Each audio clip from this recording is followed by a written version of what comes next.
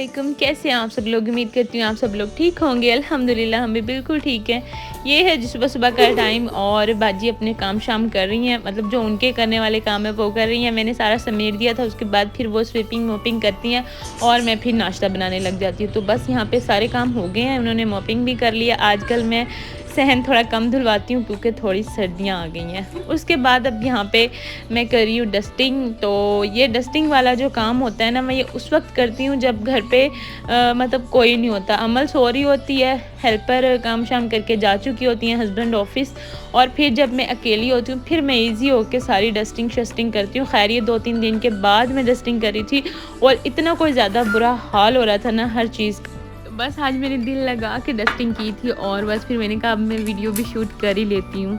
तो बस आज इतने दिनों के बाद वॉइस ओवर कर रही हूँ। यकीन करें कुछ समझ नहीं आ रहा कि मैं कहाँ से स्टार्ट करूँ। इतनी बार मैं रीटेक ले चुकी हूँ कि अब जाहिर सी बात है, जब आप एक काम रेगुलर कर रहे होते हो ना तो उसके आप यूज्ड टू हो जाते हो। जब आप एक काम को छोड़ ही देती हो बिल्कुल, तो फिर वो समझ लें आपको बिल्कुल नए सिरे से स्टार्ट करना पड़ता है।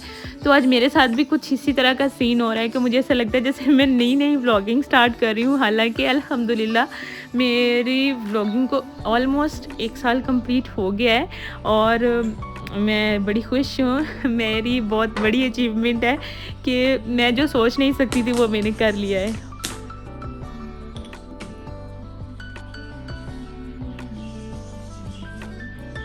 अच्छा जी, जब से हमने डाइनिंग टेबल यहाँ पे रखी है ना स्टेयर्स के सामने, तो ये हमारे बहुत ज़्यादा यूज़ में आने लगी है। वो इस तरह से कि हम लोग यहाँ पे इजी फ़ील करते हैं। मैं मतलब मुझे सब्ज़ी वगैरह बनानी होती है, मैं यहाँ पे बैठ के बना लेती हूँ कभी-कभार, और बच्चे ख़ास तौर पे अपना होमवर्क यहाँ पे बैठ के ईज़ी होके कर लेते हैं।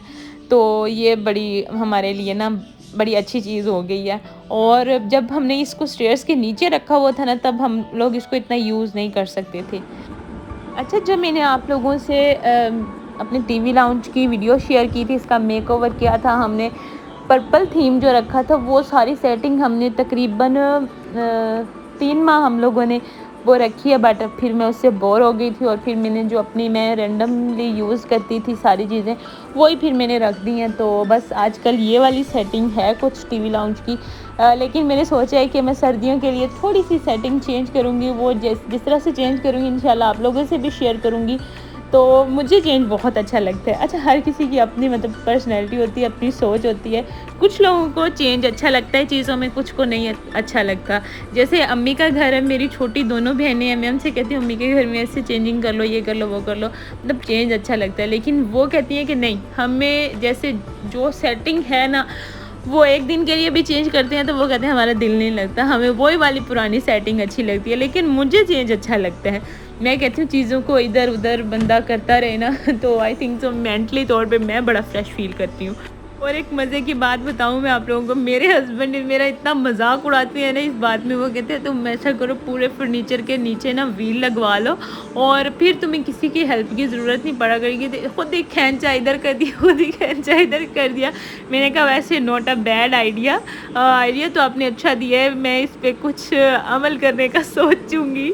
तो बहरहाल जी, ये है हमारे लाउंज की आजकल की सेटिंग, और जैसे ही चेंज करूँगी वो इंशाल्लाह आप लोगों से ज़रूर शेयर करूँगी। उसके बाद मैं आ गई थी किचन में और आज हमारे किचन में बन रहे हैं आलू मूंगरे, और जो कि मेरी और मेरे हस्बैंड की फेवरेट सब्ज़ी है।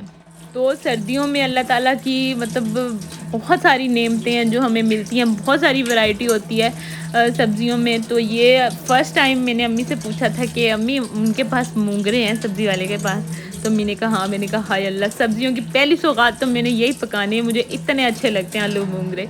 तो बस यहाँ पे मैंने सब्ज़ी तो बैठे बैठे अम्मी बैठी हुई थी उनसे बातें करते करते बना ली थी, और उसके बाद अब यहाँ पे सारी चीज़ें वॉश करके अरेंज करके और फिर मैं आप लोगों से इसकी रेसिपी भी शेयर करती हूँ कि मैं किस तरह से आलू मूंगरे बनाती हूँ। वैसे हमारी ज़ुबान में इसको सिंगरे बोलते हैं लेकिन आई थिंक सो उर्दू का लफ्ज़ जो है वो मूंगरे ही है।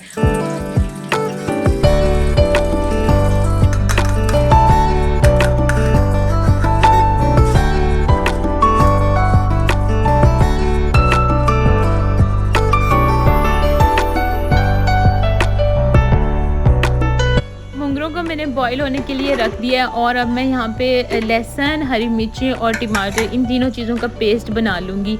और वो इसलिए क्योंकि मेरे हस्बैंड को ना थोड़ा मसाला मसाला अच्छा लगता है। वो कहते हैं थोड़ा ना इसके अंदर मसाला ज़्यादा ऐड किया करो ताकि ये थोड़े मसाले वाले बने।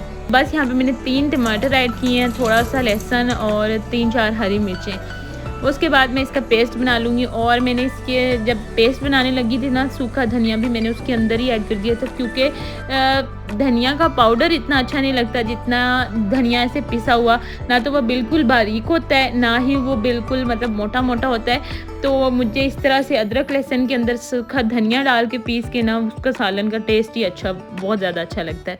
खैर जी, यहाँ पे हमारे मूंगरे बॉईल हो चुके हैं। और दूसरी साइड पे मैंने पतीले के अंदर 2 बड़े साइज़ की प्याज डाल के उनको फ्राई होने के लिए रख दिया है। और मसाला भी पीस के रख दिया है, क्योंकि अभी बच्चों के आने में थोड़ा सा टाइम बाकी था। और बस जी, यहाँ पे मेरे प्याज ब्राउन हो गए हैं। अब मैं इसके अंदर वो पेस्ट ऐड कर दूँगी जो भी मैंने बना के रखा था।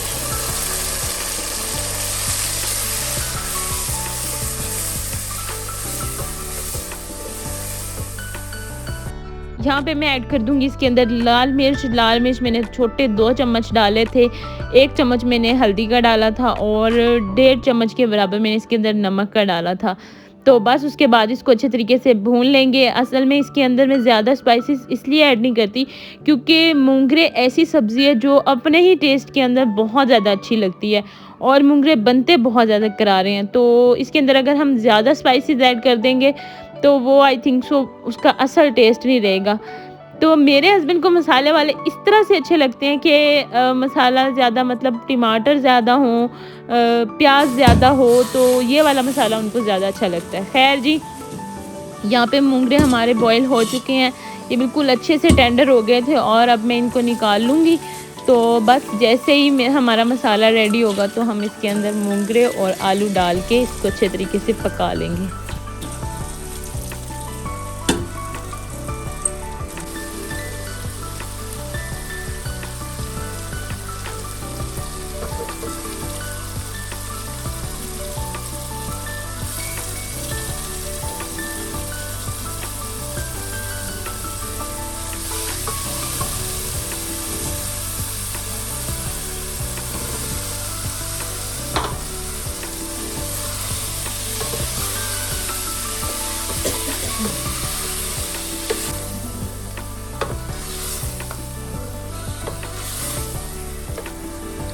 और यहाँ पे मैं सब्ज़ी को अच्छे तरीके से भून लूँगी। उसके बाद मैंने इसके अंदर थोड़ा सा पानी ऐड कर दिया था और इसके ऊपर लिड कवर करके रख दिया था इसको थोड़ी देर के लिए गलने के लिए, क्योंकि आलू तो बिल्कुल कच्चे थे, उनको टाइम चाहिए था। तो बस यहाँ पे हमारे आलू भी अच्छे तरीके से गल गए हैं और सब्ज़ी हमारी बिल्कुल भुन गई है। और मैं अभी आपको दिखाती हूँ कि आलू बिल्कुल गला दिए हैं मैंने। तो बस जी, यहाँ पे मेरी मोस्ट फेवरेट सब्ज़ी रेडी हो गई है और अब मैं बनाती हूँ रोटी, क्योंकि मुझसे सब्र नहीं हो रहा था। और अब बच्चों के भी आने का टाइम हो गया था, तो बस मैंने कहा बच्चों के आने से पहले ही मैं बना के ना फ्री हो जाती हूँ।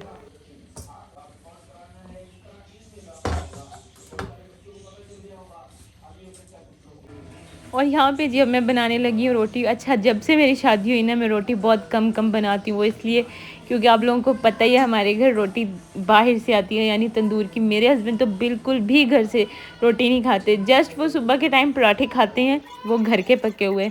उसके अलावा जो दोपहर को मैं अगर सालन बना लूँ या शाम को, तो वो तंदूर से रोटी लाकर खाते हैं। उनको घर की रोटी अच्छी लगती नहीं है। तो खैर जी, उन्होंने तो आज इनकार ही कर दिया था, क्योंकि उनको भूख नहीं थी। उन्होंने कहा नहीं, बस मुझे चाय पीनी है, बाकी मैं अपने लिए और अलीज़ा आयत के लिए रोटी बना रही हूँ। तो बस मुझे यहाँ पे 2 ही रोटियाँ बनानी थी। तो मैंने कहा अब मैं क्या उनको तंग करूँ कि आप हमें तंदूर से ला दें। वैसे भी अलीज़ा तंदूर की रोटी खाती नहीं है, अलीज़ा को घर वाली रोटी अच्छी लगती है। तो बस हर घर का यही मसला है, मतलब किसी को कुछ अच्छा लगता है तो किसी को कुछ अच्छा लगता है। अच्छा जी, जब कभी कभी हम रोटी बनाते हैं तो फिर ऐसे ही होता है। पहले मुझे मतलब इतनी ज़्यादा रोटी अच्छी बनानी आती थी शादी से पहले। जब आपे की शादी हो गई थी तो फिर रोटी की ज़िम्मेदारी मेरी थी। तो हमारी माशाल्लाह से फैमिली भी बड़ी थी, तो अब्बू भाइयों को रोटी वगैरह रात की ड्यूटी मेरी होती थी, रोटियां मैं बनाया करती थी। लेकिन फिर जब से शादी हुई है तो जाहिर सी बात है रोटी मैं बनाती ही नहीं हूँ इतनी, तो फिर मैं इतनी एक्सपर्ट भी नहीं हूँ रोटी बनाने में। तो अम्मी मुझे इतना कहती है कि तुम पेड़ा छोटा लिया करो।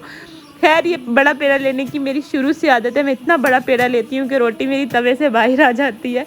मैं जितनी भी कोशिश कर लूँ छोटा पेड़ा लेने की, लेकिन मुझे ऐसा लगता है थोड़ा सा आटा है, थोड़ा सा आटा है। वो करते करते रोटी मतलब इतनी बड़ी हो जाती है। खैर जी, हर इंसान मतलब किसी ना किसी चीज़ में तो अनाड़ी होता ही है। कोई भी हर जगह पे परफेक्ट नहीं होता है। मुझे ऐसा लगता है मैं रोटी बिल्कुल भी अच्छी नहीं बनाती हूँ, जो कि सच बात है। खैर जी, यहाँ पे एक रोटी बन गई। अब एलिज़ा और आयत को सर्व कर दूँगी, अंदर दे आऊँगी। देसी घी अच्छा खासा लगा के देती हूँ। ये माशाल्लाह माशाल्लाह मैंने अपने बच्चों को अच्छी आदत डाली है कि उनको देसी घी अच्छा लगता है और वो रोटी देसी घी के बगैर खाते ही नहीं है। तो बस यहाँ पे अब मेरी रोटी बन रही है और मुझसे तो सब्र नहीं हो रहा था। बस मक्की कहते हैं अगर तुम मुझे बता देती ना कि तुम आज आलू मोंगरे का सालन बना रही हो तो मैं बिल्कुल भी मतलब नान चने ना खाता। कहते बस मुझे भूख लगी तो मेरा दिल किया, मैंने नान चने बाहर से खा लिए। खैर जी, अब वो रात को खा लेंगे, लेकिन हमें तो भूख थी, हमने तो खानी थी। तो हमारी यहाँ पे रोटी भी रेडी हो गई है। और जब आलू मोंगरे का सालन बनाओ और उसको हम गर्मा गर्म रोटी के ऊपर देसी घी लगा के सालन ऊपर रख के खाएं, आय हाय।